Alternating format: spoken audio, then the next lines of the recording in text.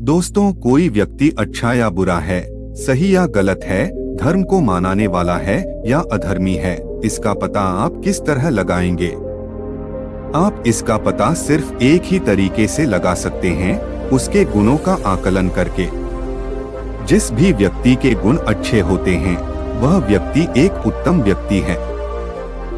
और जैसा कि आप सभी जानते हैं, खराब गुणों वाला व्यक्ति खुद का जीवन तो अंधकारमय और निरर्थक बनाता ही है, साथ ही उस व्यक्ति से जुड़े लोगों का जीवन भी उससे प्रभावित होता है।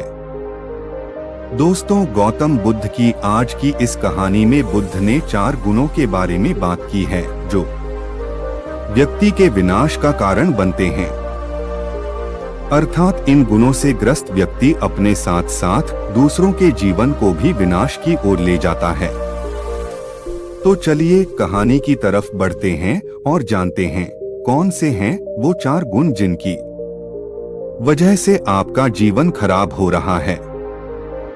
यह कहानी ऐसे ही एक युवक की है जो किसी नगर में रहा करता था। उसका नाम था अंकमाल। अंकमाल नामक यह युवक एक दिन महात्मा बुद्ध के सामने उपस्थित हुआ और कहा, हे बुद्ध, मैं संसार की कुछ सेवा करना चाहता हूँ। मैं संसार को कुछ देना चाहता हूँ ताकि संसार में सभी लोग मुझे याद करें, मेरा सम्मान करें। आप मुझे जहाँ भी भेजना चाहें भेज दें, जो भी कराना चाहें करा लें, ताकि मैं लोगों को धर्म का रास्ता दिखा सकूं। महात्मा बुद्ध अंकमाल के बारे में पहले से ही जानते थे।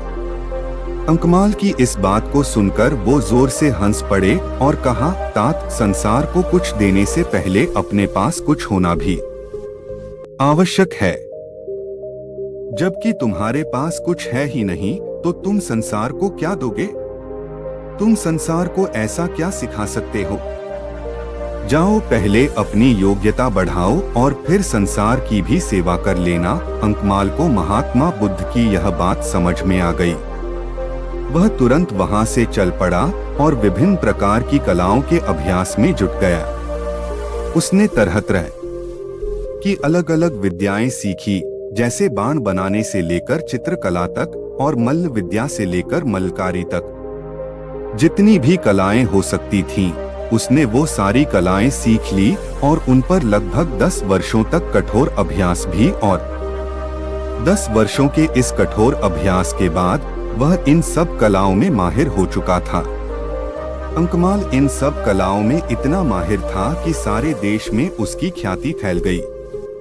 अंकमाल अपनी प्रशंसा से आप ही प्रसन्न होकर अभिमान पूर्वक लौटा और तथागत की सेवा में उपस्थित हुआ।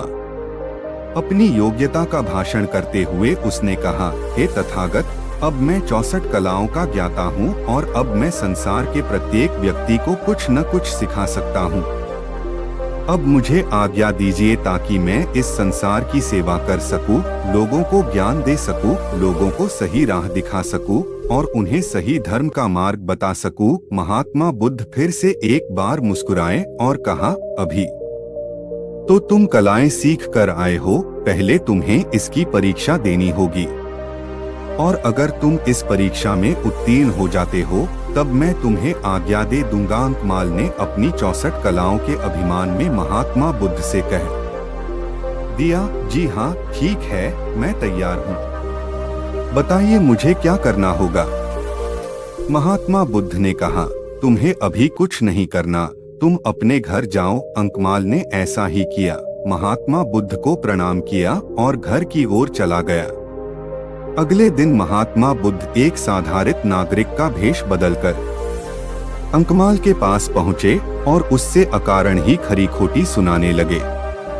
अंकमाल 64 कलाओं का ज्ञाता था, लेकिन उसे अपना अपमान सहन नहीं हुआ और क्रोध में आकर वह महात्मा बुद्ध को मारने के लिए दौड़ पड़ा। जब महात्मा बुद्ध ने अंकमाल को इस तरह से देखा तो वो हंसकर लौट आए। उसी दिन दोपहर के वक्त 2 बौद्ध भिक्षु अंकमाल के पास पहुँचे और उससे कहा, हे आचार्य, हमारे राज्य के राजा ने आपके अंदर इतने गुण देखे हैं कि वह आपको हमारे राज्य का मंत्री बनाना चाहते हैं। क्या आप इस पद को स्वीकार करेंगे? अंकमाल लोभ में आ गया। उसने कहा, हाँ हाँ, क्यों नहीं, अभी चलो। इतना सुनकर दोनों श्रमण मुस्कुराने लगे और चुपचाप वहां से लौट आए। अंकमाल को कुछ समझ नहीं आ रहा था कि पहले वह नागरिक आया, उसने मुझे बेवजह ही खरी खोटी सुनाई, और जब मैंने उसे मारने के लिए दौड़ाया तो वह चुपचाप हंसकर वहां से लौट गया। और अब ये दो श्रमण यहाँ पर आए जो मुझे मंत्री बनाने के लिए राजा के पास ले जाने वाले थे। लेकिन जैसे ही मैंने उन्हें हाँ कहा, ये दोनों भी मुस्कुराकर यहाँ से लौट गए। धीरे धीरे रात हो गई और फिर अगले दिन महात्मा बुद्ध ने अंकमाल को आश्रम में बुलाया और अंकमाल से कहा, वत्स, क्या तुमने काम, क्रोध, लोभ और अहंकार पर विजय की विद्या भी सीखी है? अंकमाल को पिछले दिन की सारी घटनाएं याद आ गई और वह समझ गया कि वह सब महात्मा बुद्ध ने ही किया था। उसने लज्जा से अपना सिर झुका लिया और महात्मा बुद्ध से अपने अहंकार के लिए क्षमा मांगने लगा। और फिर उसी दिन से वह आत्मविजय की साधना में लग गया। अंकमाल लोभ में आ गया। उसने कहा, हाँ हाँ, क्यों नहीं, अभी चलो। इतना सुनकर दोनों श्रमण मुस्कुराने लगे और चुपचाप वहां से लौट आए।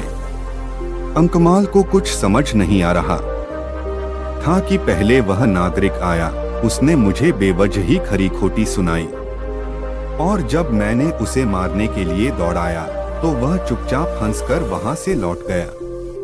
और अब ये दो श्रमण यहाँ पर आए जो मुझे मंत्री बनाने के लिए राजा के पास ले जाने वाले थे। लेकिन जैसे ही मैंने उन्हें हाँ कहा, ये दोनों भी मुस्कुराकर यहाँ से लौट गए।